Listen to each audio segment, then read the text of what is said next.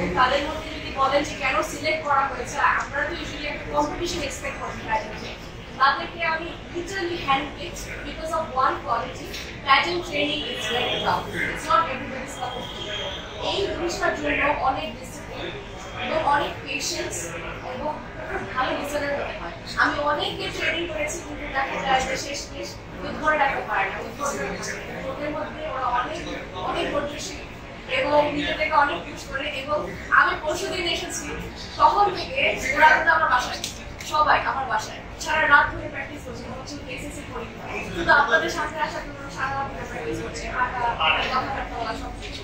এই ডেডিকেশনটাই আসলে দরকার বিশ্বমঞ্চে এত ভালো করে রিপ্রেজেন্ট করা বাংলাদেশে। প্রিয়তা, একটা কোশ্চেন, সেটা হচ্ছে যে আপনি বিভিন্ন কম্পিটিশনে নিচে অ্যাটেন্ড করেছেন এবং জয়েন করার সুযোগ হয়েছে বিভিন্নভাবে। একটু যদি বলতেন যে ওখানে বাংলাদেশিদের ওরা কিভাবে দেখে, কারণ ওরা কি ডার্ক স্কিন, এই বিষয়গুলা ওরা কিভাবে দেখে ফরেনাররা, মানে অন্য কম্পিটিটররা? আমাদের রং তো আসলে সবাই চায়, তাছাড়া বিচ, আমাদের আমি সিডনিতে থাকি, বিচে তো সারাক্ষণ সবাই ট্যানিং ক্রিম দিয়ে, মানে এই বিউট যেটাকে বলা হচ্ছে অলিভ স্কিন, তারা খুব পছন্দ করে।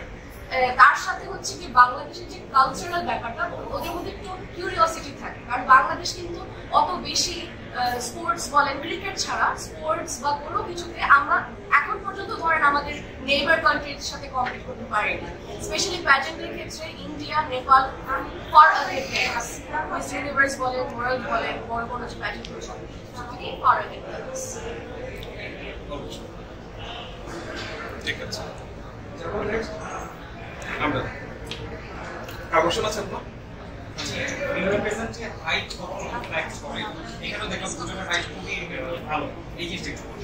আসলে আমাদের সবারই হাইট ভালো, আপনারও হাইট ভালো।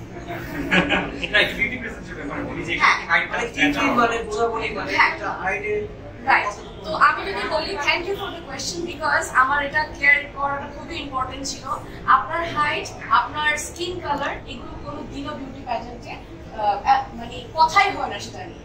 তাছাড়া আমি যখন মিস কালচার ওয়ার্ল্ড ওয়াইডে যাই, আমার সাথে মিস রাশিয়া ছিল 6'2", তিনি কিন্তু বিজয় হয়নি, আমি হয়েছি। Because I have the preparation, I have the discipline and I have the homework. হোমওয়ার্কটা খুব ইম্পর্টেন্ট। আমি আমার দেশকে কিভাবে প্রেজেন্ট করবো। প্রথম দিন যখন এসেছিলাম আমার ফ্লাইট ডিলে ছিল, তখন দেখলাম সবাই ডিবেটের জন্য দাঁড়িয়েছে, আমি 10 মিনিট রেডি হয়ে এসেছি। আমার কিন্তু একটা সেকেন্ডের জন্য I did not feel tired বা আমি এক্সকিউজ দিই না যে আমি মাত্র আসছি। এটা হচ্ছে কি ডেডিকেশন।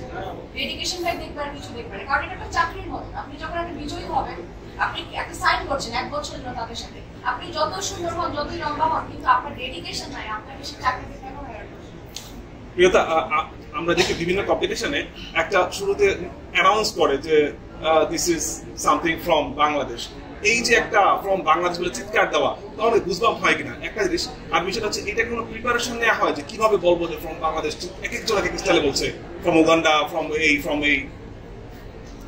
সেটা তো মানে আমরা রিহার্স যত কিছুই করি, যেমন কি আমরা একটু মজার বিষয় বলি, যখন সুস্মিতা সেন, প্রিয়াঙ্কা চোপড়াকে দেখতাম যে কাঁদতো, আমি কাঁদার কি আছে ক্রাউনিতে, যখন আমাকে অ্যানাউন্স করলো তখন আমি যেভাবে কাঁদলাম, আর ওকে যখন অ্যানাউন্স করলো আমার তো ভাড়া বাড়ি থেকে রাত ছিল, অনেক রাত 3টা বাজে, আমি মুখ এভাবে চেপে চিৎকার দিচ্ছি, ওরা বাবা মা কেটে দিয়েছে, অনলাইন ছিল।